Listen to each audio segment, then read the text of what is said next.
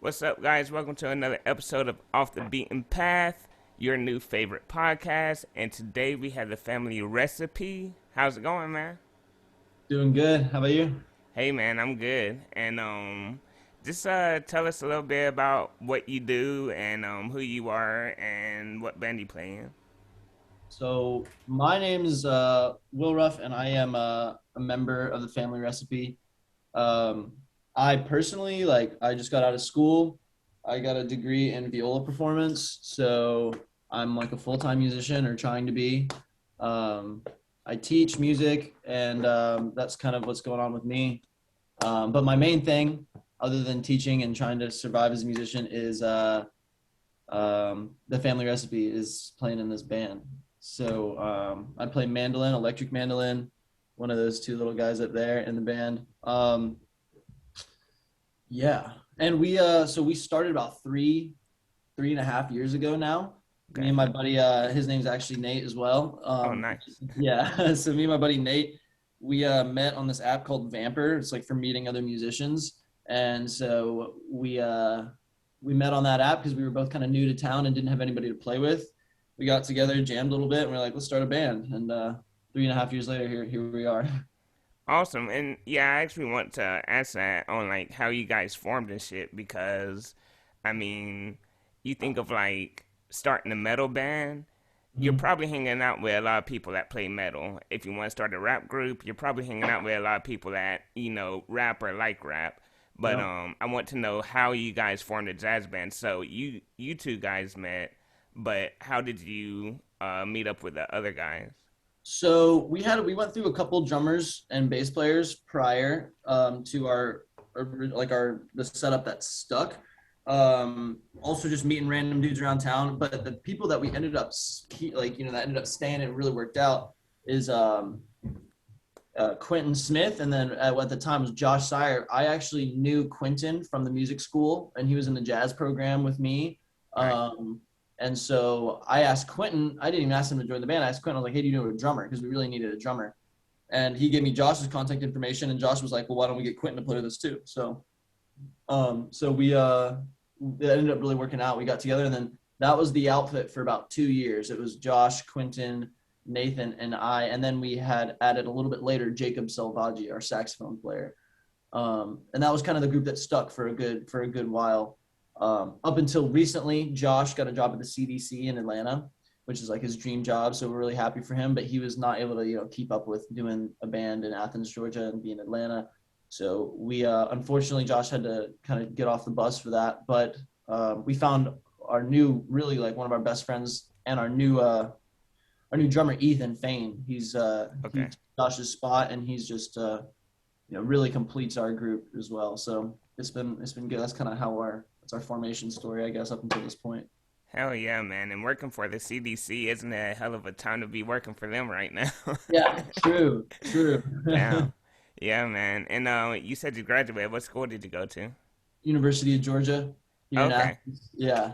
All right. And the way I found out about you guys was I'm just driving, listening to 90.5, WOG like I normally do. See, I live in Gainesville, so I'm Okay. listening to an Athens radio station. So I've already mapped out, I've been listening to it for like 4 years. I already mapped out the spots where it's going to be super staticky at. Like, it's Yeah. going to be super staticky here. This is going to be a great place to, like, but I was just driving, man, and, I wish I remember the DJ's name. I can't remember his name, but he was like, "Hey, I'm gonna play, an Athens local band. I think you guys really like them."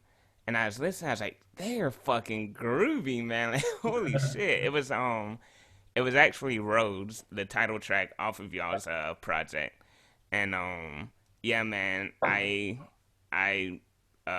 Shazammed it, screenshotted it, got back to the crib, and listened to the album, and was like, "Yep, I want them on the podcast." That's great. That's fantastic. We had no idea that we were on WUOG until Wait, really?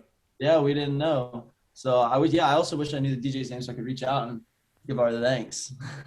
Damn, man. I wish I could figure it out because that was actually another question I had was how does it feel? Even though it's a college radio station, people are fucking listening. Like, how does it feel listening to your song on the radio, but You didn't even know it was there. We didn't know it was happening. Yeah. I hope hopefully we'll get back on WUOG and we'll know next time as well, so I can listen in because that would be a blast. Yeah, I know what the dude sounds like. So if I ever hear him talking again, I'll definitely keep an ear out for what his DJ name is. Message Okay. y'all and be like, "Hey, here's a DJ that you Yeah. guys can thank." Yeah, for sure. Hell yeah, man. So, um, the group that you guys have now, the band that you guys have now, have you ever thought about adding another instrument, or what you have right now is solid? What we have right now is solid. We actually, our saxophone player Jacob was finishing up school and was going through, just the big intense part of like final school work and trying to get a job. So he's actually not really a part of the band right now. He's Okay, always part of the band, but he's actually not playing with us right now. So it's just guitar, mandolin, drums, and bass. And we like that because we've been enjoying kind of boiling everything down to our like just the core sounds and really trying to figure out how we can lock in together and create together at the foundation. So if we were to go back and have Jacob rejoin us, that we would have kind of more of a more unique platform and less mayhem on stage. got Um, you. so yeah, if we were to add somebody else, it'd probably be Jacob. We bring Jacob back on board, but right now the four piece is working out great. Yeah, man. I mean, y'all sound great. You look great, and yeah. I don't know. Just listening to y'all, it sounds full, and I'm sure you could add an instrument if you wanted to, but yeah, I agree with you. What you have right now is super fucking solid, and when it comes to actually like naming the songs, you know, most times you go off of lyrics. Like when it comes to naming the songs, who is it? Just random? Like, hey, I feel like this right now. Yeah, yeah. We're working on our second full length album right now, and we're halfway through recording it, and we got all the songs written out. And the title is just like I don't really know. Let me look at it. So the titles are just random. One of our songs is called "Beats Me" off of the new album, and that one we were like, "What should we name it?" And Nathan's like, "Beats Me," and we were like, "That's the name of the song." So Hell it's yeah, really man. just like whatever happens. The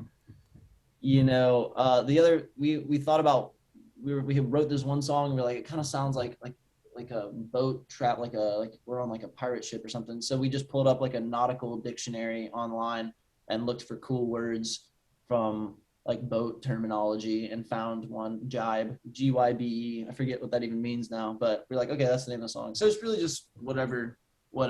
Yeah. But see, that's what's fun about it is because like I said, like with the lyrics, even if you don't say the title of the song, you know what it's about because there's Yeah. lyrics. So you can say, okay, I want it to be this, even though I never say it. But when it's instrumental, I feel like that's when it's fun. Yeah. Is okay, how are we gonna come up with this? And when it comes to you, it's like everyone agrees. Fuck yeah, that's Yeah. it. Yeah. And you're working on a new album, so you just released one about a year ago, Yeah. and this one's going to be released early summer according to your Instagram. Yeah. So do you have a specific date for it yet? No, we've been having to push back our recording dates a couple weekends. So once we finally get everything tracked and we like have the mixes and we just need to get it mastered, I think we'll get a little bit more serious about picking a day. But we don't want to rush ourselves. We're approaching it differently in the studio this time. We're not doing any like really well. There's one song we do some overdubbing, like some other percussion, but for the most part, we're not doing any overdubbing. We're not like punching different parts. We're trying to do full takes, like Right. full. Because the one thing that we didn't really like about Rhodes, I love Rhodes. I'm extremely proud of that album. Is that it was lacking some of the Family Recipe sound. In that we're a live band, like we like to improvise and play things live on the spot. Mm, And Rhodes was we've kind of gotten to this like obsessed with perfection mode with Rhodes to where we just like we everything was so clean cut and polished that it actually kind of lost a little bit of our sound because it was too clean cut and polished. So got you.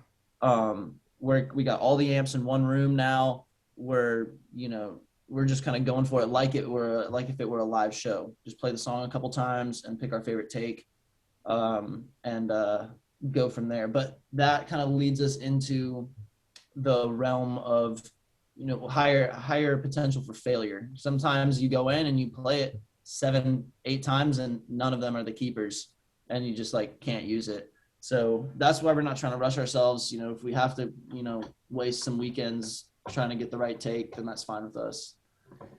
Yeah. No, I like that, man, because I don't know who I was watching, but I was watching the interview and it was too short. He's talking about Dr. Dre. No, it wasn't too short. It was someone else, but talking about Dr. Dre and how he is a perfectionist, and Mhm. he'll have you do one take 100 times, and then he'll be like, "All right, we'll use this one." It was like the 13th one, and it's Yeah. like, "Damn it, bro! I've already done it like 77 other times. Like, what are you talking about?" Yeah. But that's what's cool about it, man, because I like how you guys were able to take a step back and say, "Hey, this is a solid fucking album, but it sounds too polished." You Yeah. know, it sounds too like on point. Like we want to be on point. We want it to sound tight, but we want it to have that live feeling. Yep. Absolutely. Yeah, man. Yep.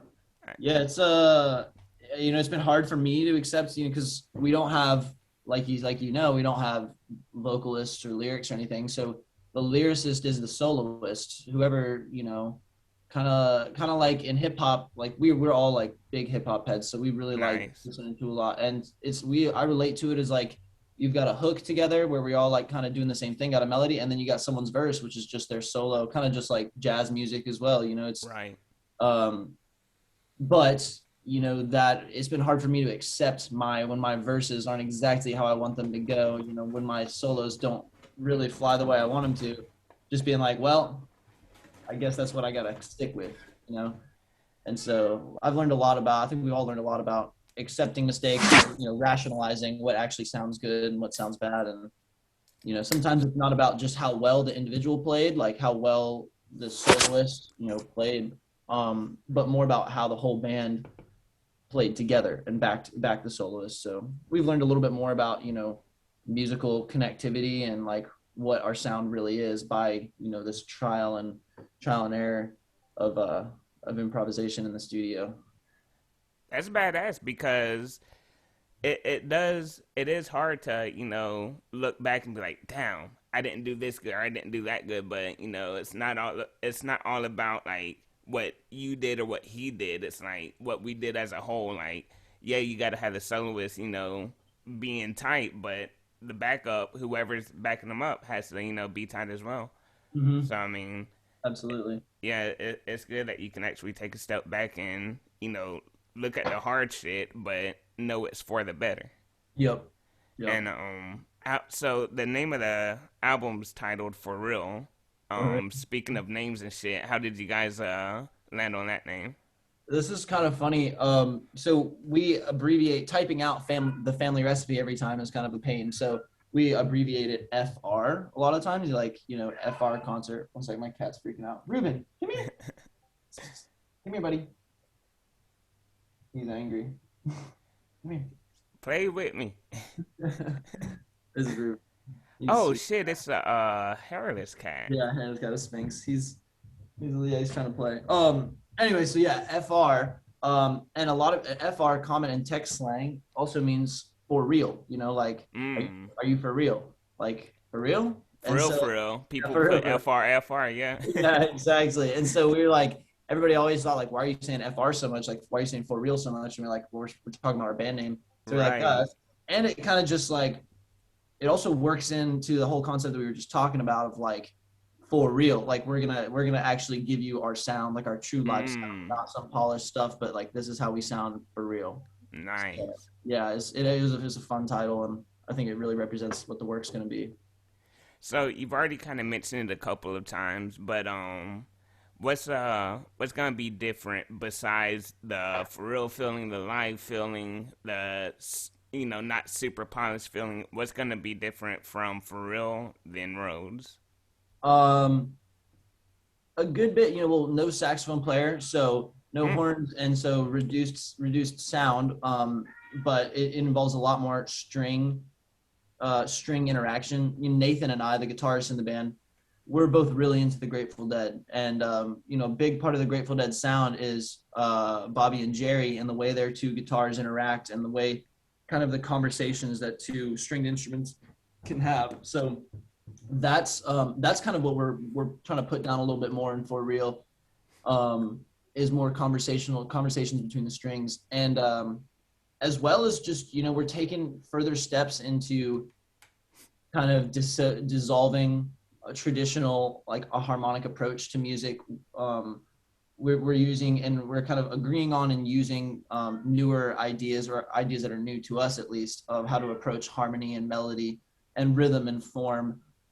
So just overall musically, we're coming at it from a different angle. Less, you know, last, like Rhodes was a lot jazzier. I mean, sorry, a lot funkier. And I think For Real is going to be a good bit jazzier. And, but there's plenty of rock moments and stuff. So just our musical approach is a little bit different as well. It's hard to put a thumb on it exactly, put a finger on it. Yeah. I got you, but yeah, y'all gonna have to tell y'all's bassist to calm the fuck down then, because he's gonna bring the funk. He's like, "Oh, you want a jazz piece? Now let me bring the funk real quick." We're letting him bring whatever he wants to the table. That's another great thing about the band, is that, like, Nathan and I have these conversations about how we're going to approach harmony, but for the most part, we don't tell each other what to do at all. It's like, whatever you put down, we're going to go with, you know. And so, like, we wrote this song, and like you would expect the bass player to be like on that double time feel, but he's like he's like halftime feel in the beginning. So it's like, you know, we totally heard it different ways. Right. Nobody ever said anything. You know, it's like, cool. We don't need to talk about it. You know, I'm not going to tell you how you should play. You know. Right. So and we were like that before with Rhodes as well, but we're just even more giving freedom to everybody in this project as well. No, that's fucking beautiful. You know, because I feel like that's where a lot of bands, I don't know if I would call it fail, but for lack of better words, that's where they fell at, is they have, like, say I'm a guitarist and I come to the other guitarist and I'm like, hey, this is what I have laid down. You do something on it. And then when they do something on it, I come to them like, yeah, that's not what I envisioned. But hey, what you envision and what he envisioned or she envisioned may not be the, you know, same, may not have the same viewpoint. But this might be better than what you envisioned. But you're so hung up on your own idea that you're like, hey, no. Like, do something different, or take this off, or do this or do that. And it's like, if you just let it happen, sometimes that might be the best work, just because of what you envision isn't what they envision, you know. So absolutely.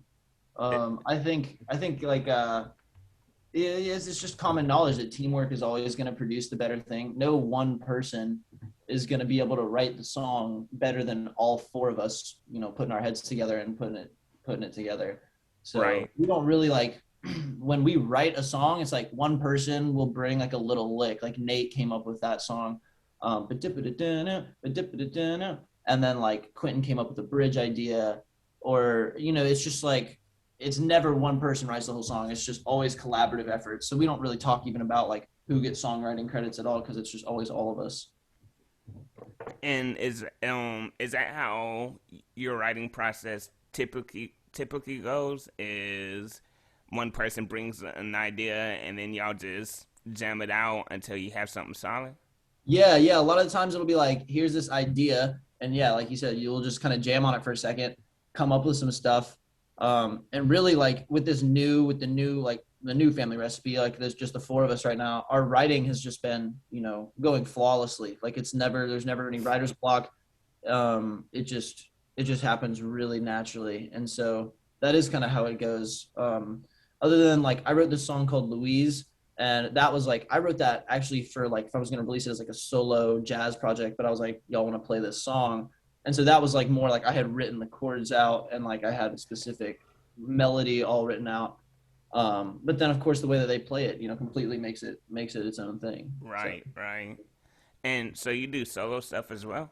I'm working on it. You know, I've got a lot of music that I write that just doesn't work with the family recipe, not like in a bad way, but just like, you know, we have a specific vision with the family recipe, which is why I love it so much. But some music I write, I'm like, well, it's just not a family recipe song. So I've got just a bunch of songs written that I don't know what to do with, and so that just leads me to believe I should do something with it as a solo project. But I'm so caught up and inspired by the family recipe that I'm just like not doing anything with that right now. But maybe eventually. Okay, so I don't know if jazz artists do this. I don't know if it's looked down upon or what, but talking about rap, you have ghostwriters, especially in pop. You have a lot of ghostwriters, and is there such thing where you could shop your music around to different artists and be like, hey, this is what I wrote, pay me for it, and Yeah, I think that could work. I think it just boils down to maybe me wanting to release it as me wanting to release it as myself, just because a lot of the songs that I'm writing that don't work with the family recipe are, maybe they have lyrics or they're more personal to me, and maybe they're not even jazzy at all. So it's kind of something I would want to release. Is like here's my artwork mm, on my own. But that's that would be I would love to get into that as well, ghostwriting, because I've really been on a big writing kick lately, and that would be a fun way to make some extra money and also enjoy my creative process as well. right, and yeah, and that's more so what I was getting at because yeah, the stuff you write that's personal to you or personal for you, like yeah, you want to release that, that's your work, but it like you said, it'd also be cool where you could fucking write something in the mind of this is not mine. I'm Yeah, gonna give this to someone else and get paid for it. Like that'd be cool as fuck. yeah, that'd be really cool. Yeah, man. All right, let's bring up names one more time. Family recipe. um I think it was Nate's idea. I think he had a list of band names on his phone. We all love talking about like band names. You hear like a cool phrase or a cool combination of words, like, that'd be a cool band name. And so Mm-hmm. I think he had a whole list on his phone the first time we met. And I don't know if it was the first or the second or the third time, but one of the original times that we got together, we were talking about like, what are we gonna call this thing? And he pulls a list out, and the family recipe was the one that we stuck with. And before we had even conceived of how we wanted the band to go, we picked that name. But it ended up just being a perfect name for our group based on everything we just talked about how Right. we improvise together and compose together. That it really is all about the different members of the band being the ingredients in the Mm. recipe. So it worked out. We try to stay away from the food puns because we don't want to come off as a full food band. But Right. our first EP on Bandcamp was called Mushroom for Improvement. Nice. Much room for improvement, mushroom. But that was Right. that was the last food pun we made, I guess. Yeah, I like that, man. I like that. And I know it's such a fucking plain and boring question, but I just love how band names come together. Yeah, absolutely. Like I don't even know if this is real, but my uncle told me he was listening to the radio, and this is early 2000s. He said he was listening to the radio, and the radio DJ was doing an interview with Hoobastank, and it was like, how'd you come up with the name Hoobastank? And it's like we were in a hotel room, someone farted, and we were all fucked up and drunk, and someone said, "Whose butt stinks?" But they Uh, said like Hoobastank, like, and they were like, "Dude, that's a band name." yeah, that's So great. That's a yeah, great and, band name too. and it's great. But even how you guys came up with y'all's like, that's fucking awesome, and it makes perfect sense. And the fact that you're smart enough not to play on the food puns too much, cause then you'll become the food band. Food band, Yeah. exactly. Yeah. Now, this band, Buried Alive, they kind of do that. Like they're big on berries, like Yeah. strawberries and shit. Yeah. And it's just like that's who they are. Like all their comments are flooded with fucking strawberries and shit. So Cool. they Yeah. went they went full force into it, and you guys are like, yeah, let's not become that. Yeah. That's cool. Yeah. Um, so for you guys demographic, what's the local scene like? Because I know the metal scene is kind of dead. It's alive in some places, but like for you guys demographic, how's the local scene Um. pre-COVID?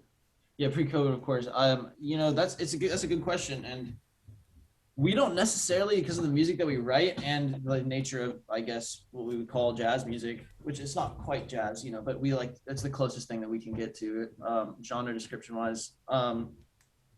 There's not a huge scene for it, so we've found ourselves being like morphing into different scenes and different groups. Where we were always kind of the band that was like not like the rest, but in a good way. It's like we would play on a bill with like some indie bands or something like that. The indie scene in Athens is just thriving, is Right. here, and all of our friends, like a lot of our friends, play indie music, and we like that music as well. So we would always kind of get on the bill with that, and so we found ourselves just kind of like putting our feet in a lot of different genres. We've played with rap groups as well. Hmm. We've played with punk groups a good bit. Whatever kind of if they want us on the bill, we'll be there. Right. And it ends up influencing our music as well by not limiting ourselves to any genre specific scene or sound. I think we're able to, feel really free in the way that we compose, and the way that we, hold ourselves in the scene because of that. But I think for the most part, we've kind of stuck and kind of gotten, brought into the jam band scene. And there's a pretty Mm. big jam band scene in Athens and Atlanta, and it's just, so it's a hot genre right now. And because we improvise a lot, because we also kind of sound like a rock and roll band sometimes with the tones and timbres that we use, we've found ourselves, for the most part, kind of being in the jam band scene. We don't consider ourselves a jam band really, Right. but we all like that music. We're all Grateful Dead heads, and like, they started that whole scene. So yeah, for the most part, I think jam bands, and it's been great being a part of different scenes and being a part of that scene in particular. Yeah, that's cool. Weaving in and out. Like, hey, we're gonna stay here for a while, or hey, we're gonna do this, and like just being like, hey, we don't really have a specific scene, but we have been a part of a few of them, and you really get to interact and meet new people. That way. Like, I don't know if I'm sure you've heard of them, but I think a show I would love to see. I don't know who else would be on it. Would be you guys and Seder. Okay, I've heard You that name. I haven't really like delved into their music too much. I'll have to check them out. definitely do.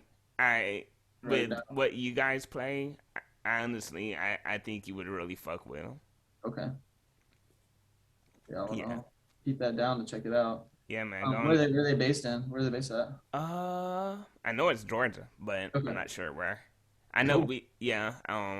our band Dead Blow, we played with them one time, probably about 3 years ago. But yeah, dude, like their drummer, fucking Brody, fucking amazing. Like everyone's fucking amazing. And try not to answer this politically correct. Hmm. Who do you think, besides yourself, who do you think plays their instrument the best in your band? Probably our bass player, Quentin. He's so good. He's a monster, and he's just the most adaptable out of all of us. We all have Hmm. a very specific. Mandolin's not my primary instrument. I mainly play violin and viola, or for most of my life, I played violin and viola. Okay. So I feel like I'm always chasing my bandmates to catch up with their chops. I think Nathan has the most natural talent out of all of us. Like music just comes out of him, like, no problem. Like doesn't Right. have to think about it. Doesn't have to, it just happens. But when it comes to just like sitting down and be able to play anything and play really well, Quentin's the man. He's definitely the best. But I'm gonna hype up all my band members now. But Ethan, first time first time he sat down and played with us, he was like, "This is the second time I've ever been behind a drum kit." He did snare drum. He did snare drum in like marching band and stuff his whole life, but he had never played kit. And he like, it was the second time ever in his life that he played kit. And now, I mean, he plays like he's been playing his whole life. It's That's just crazy. insanely talented dude. So I think all of us together, we got lucky to have a group of unique and talented musicians together. And I like that answer because that's why I started off with like trying not to answer it politically correct because it's no disrespect to any of the other members, but I'm glad you answered it first and then was like, yeah, but he's really good in this, he's really good in that. Like, Yeah, yeah, yeah, absolutely. man, definitely. And But something else that I was thinking about when it comes to the genres or the scene, because we had always been kind of an opening act for most as it goes. When you start as a band, mm, you open a good bit, and we loved opening and sharing the bill with some of our favorite local bands. But the whole time we're like, does anybody come to see us? Like, we know our friends came to see us. Like, do we have a scene? Do we have an audience? Like, because Instagram followers, that doesn't mean shit as far as exactly. people coming to buy tickets to your shows. So we were like, I don't know. And so we booked the 40 watt here. I think it was a Thursday or a Friday. I forget. It was a good date though.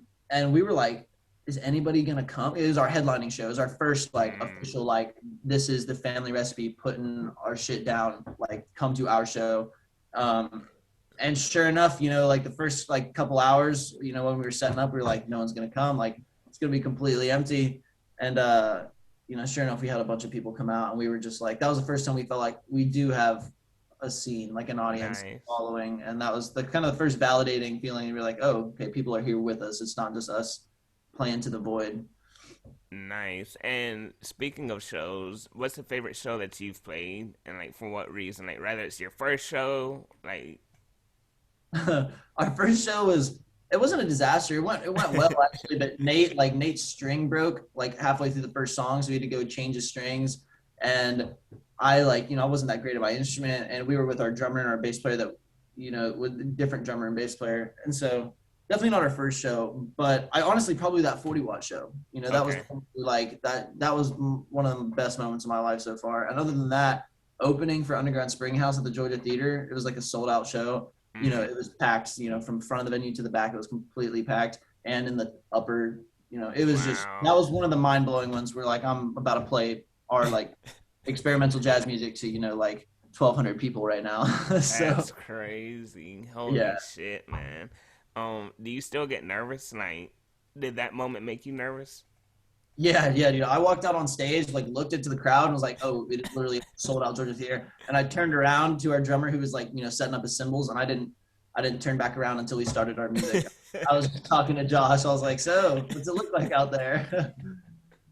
um, But as soon as you start playing, all that nervousness goes away. yeah, that's how it is for me. I just played Zoom just did something right there we go. I just played a show with a really extremely talented pop duet or like indie pop duet in town called Hotel Fiction. I played violin with them, and we were down at the at Park Tavern in Atlanta, and I was like, I hadn't played a show in a while, and like I wasn't nervous at all until like the 5 minutes before. I was like, oh, I'm kind of nervous right now, like oh, Yeah. like sinking stomach, like hands a little sweaty. But as soon as I stepped on stage, it like goes away, and so that's like I've gotten to the point where I'm nervous leading up into it, and but as soon as the music starts, I'm like good to go. I think I've heard that from anyone that says that they get nervous before a show, because some people don't get nervous. I'm like, I don't know how, but Yeah, there's still certain shows that I'm like, fuck, yeah, oh man. But soon as the music starts, man, as soon as you hit your first note, like everything goes away. yep, exactly. Which It's is good. I'm glad it doesn't persist. That would otherwise it'd be miserable. how much would I have had it persist before, and it was, I can think of like two times, and those were like my worst shows ever, where it's Yep. like, fuck, I Hmm. cannot get out of my headspace right now, and I'm freaking out, and I'm overthinking shit, and I'm overthinking shit so much that when the next riff is supposed to come up, I'm like, wait, what am I supposed to play? Yeah. you know, Yeah. like, Absolutely. yeah, but yeah, 9 times out of 10, 9.5 times out of 10, that nervousness fucking goes away. That's good. Yeah. Yeah, man. And at the let me see. It was a song Time to Waste. So at the end of that one, you guys have a little vocal part in there. Yep. So how did that come about? Is that you guys, or is that a sample? Like, That's us. Yeah, we all okay, sang that, and that was funny. I that was one of the songs that I wrote, which is like my like solo project type of thing. I was like, this is not Family Recipe song, mm, but sure enough, I showed it to him, and I played keys on that. It's the only song in the album that has keyboard on it. And I played keys on that, and I showed them the song and they were like, "Yeah, I dig it. Let's do something with it." And I was like, "Okay, cool, we'll do something." That was one of I wrote those lyrics, and it was about my ex girlfriend Katie. Just emotional shit. Like I like to process my feelings through music if I can. And a lot of the times I'll write a song and it just stays in my head or in my voice memos forever. But that was one that ended up making it out, and we just decided to throw the gang vocals in at the end just because I think the lyrics really make it. mm, Explain a little bit more. And that is one of the songs that we named "Time to Waste." That's like one of the lyrics from the gang vocals. So that right. was that was that was a fun experience tracking that though because none of us sing really, so it was it was fun. Hey man, it sounded fucking great. It kind of gave me the feel like I remember one of the first times hearing Under Oath. I'm drowning in my sleep. Like hearing that for the first time, I was just like, "What in the fuck is this? I love this!" Like, and Yeah. just kept listening to the end of the song, and that's kind of how Time to Waste got me because I'm just jamming out, chilling, and next thing I know, I hear some vocals come in. I'm like, I gotta Whoa. hear that shit again. Yeah, I gotta yeah, hear it one more time. Like, yeah, yeah. man, that shit really it hit hard, man. Oh yeah, yeah, Especially especially with the lyrics, like what you were saying and shit, like it hit hard. yeah, yeah. That was a fun part of the album. That's one of my favorite songs on the album, just because it means a lot to me. That song does. So Right. yeah. And do you guys play that song live? We haven't, we were supposed to release our album at the Georgia Theater Fuck. like the week after spring break. That Fuck. was our big thing. We were gonna headline the theater, which is like that's like the thing to do in Athens is headlining a theater. And obviously that didn't happen. We were gonna play that live. We were gonna bring the keyboard out and like do it all. Maybe Man. even do the gang vocals. But and then we got the saxophone player was busy, and then we got a new drummer, and so like a lot of the songs from Rose actually have not been like maintained in our discography. A lot of them are kind of just like immortalized on the record, and we don't play them. We Mm, hope to go back and play them more, but right. a lot of them are based around the way that Josh plays drums and based around the way that Jacob, our saxophone player, had melodies and stuff. And so as much as it sucks to write a full album and not perform it, it's just just because of COVID and everything, it just happened that way, and we're just gonna write a new album and kind of restart our discography a little bit. Hey man, well once y'all are fucking big, y'all can do a 10-year anniversary and play the album from front to back. Yeah, that'd be fun. Hell yeah, man. And I also want to talk about Kevin Day being featured on the album. So who is Kevin Day and what instrument did he play on that song? Kevin Day is just one of the most talented cats I've ever met. Maybe the most talented cat I've ever had the blessing to play music with. Mm. He's just an insanely talented composer. He's getting his compositions played by major symphonies Oh around the wow. country. Getting hired to compose, stuff for wind ensemble and concertos for euphonium. I think was something he just did. So insanely like talented and rising in fame composer. But Wow. also his roots were in playing jazz piano, and we got lucky that he just came to our school to get his master's because we were just like, we're all in our undergrad, like goofing off, like skating around campus, Mhm. having a damn good time. And Kevin's over here making huge moves in music, but he's such a nice dude, and we all got along, and we were like, we'd love it if you came played with us at the Georgia Theater. That happened. That show I was talking about with like the packed Georgia Theater. That was Oh, that was the ender of the set. So that's live from the Georgia Theater at the end of our set. He came nice. out and he played synthesizer and piano with us for that whole song. So that was a really, really good time and another iconic moment in Family SB history. Wow. So did he like rehearse with y'all? Like how did he know like, hey, this is what I'm gonna play? Yes, we rehearsed once, I think, but it's jazz music. So, and he's extremely talented. So we kind of just told him the key and the feel, and he just, went to town. It That's was no, fucking amazing. no problem. Yeah, Wow. Hell yeah. Shout out to Kevin Day. And absolutely. yeah, man, speaking of like, different, orchestras or symphonies like playing his music and shit, have you cuz like when I close my eyes and listen to you guys, I can hear this as a soundtrack, like Hmm. has that ever been a thought in your head in the 3 years y'all been playing of like, bruh, we could definitely, have some songs and soundtracks like let's shop this around. Yeah, we've thought about it in like a song, or we have an acoustic interlude on the new album, and that song could definitely be in like a pirate movie or something like that. But Mm, most of the time, our music is just a little bit too far out, a little bit too in your face to be a successful soundtrack. But if we wanted to, I think we could, if we were composing in the mindset of like making right. soundtrack music, we totally could. Uh, Yeah. But Quentin and myself come from orchestral backgrounds. Like I played in orchestra my whole life, and Quentin as well. So that the whole approach to music compositionally and orchestrally has kind of made its way into our music a little bit. Hell yeah, man. Hell yeah. And I guess I got a couple more questions, man. You said earlier that for real isn't gonna have saxophone on it. Hmm. So what's up with that? Because your saxophone player's badass. Like, is he still Yeah, in the band? Like, what's yeah. going on? He's still in the band. He was the one that I was talking about that had a really crazy busy end of his semester Gotcha. and COVID times. He was back home in Atlanta. He didn't stay in Athens, and then he was like looking for a job, and so it was just like, and we were trying to like double down. We were like, let's do 2 rehearsals a week.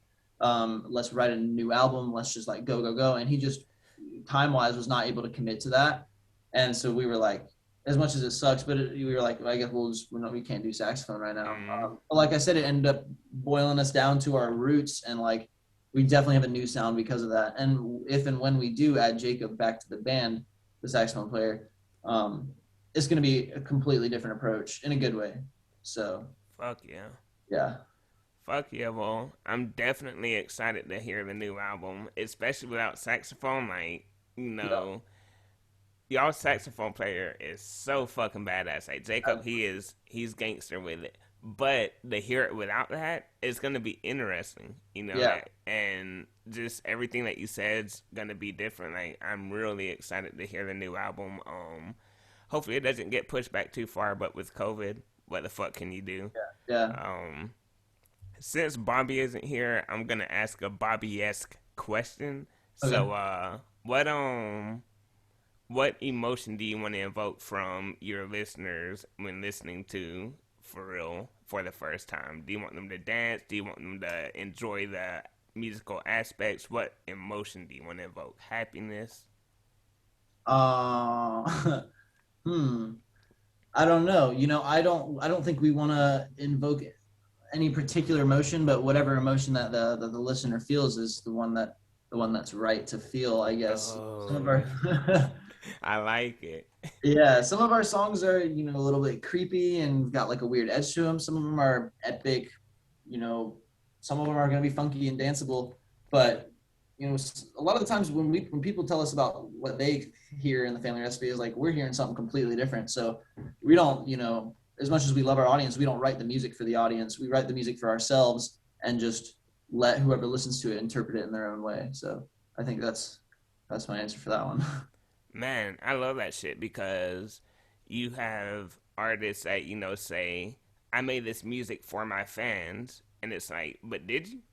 Yeah, Like, are you sure that you didn't make it for yourself? Because there's nothing wrong with being selfish in music because your selfishness in your music and what you feel from it is going to, help other people. Like, I don't mean like, oh my God, the family recipe saved my life, like, blah, blah, blah, but it's going to be able to make them enjoy something better. Like if they're cooking and they turn on your new album and they're dancing and cooking at the same time, or if someone else just went through a breakup and just wants to space out, yeah, like, so I like that answer. Like, I wrote it, we wrote it for ourselves, and whatever emotion that they feel while listening to it, that's the correct emotion to feel.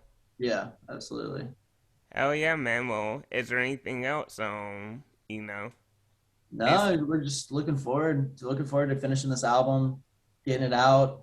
Gigs coming back eventually. I know a lot of people are getting vaccinated, and I'm just looking forward to things to keep going.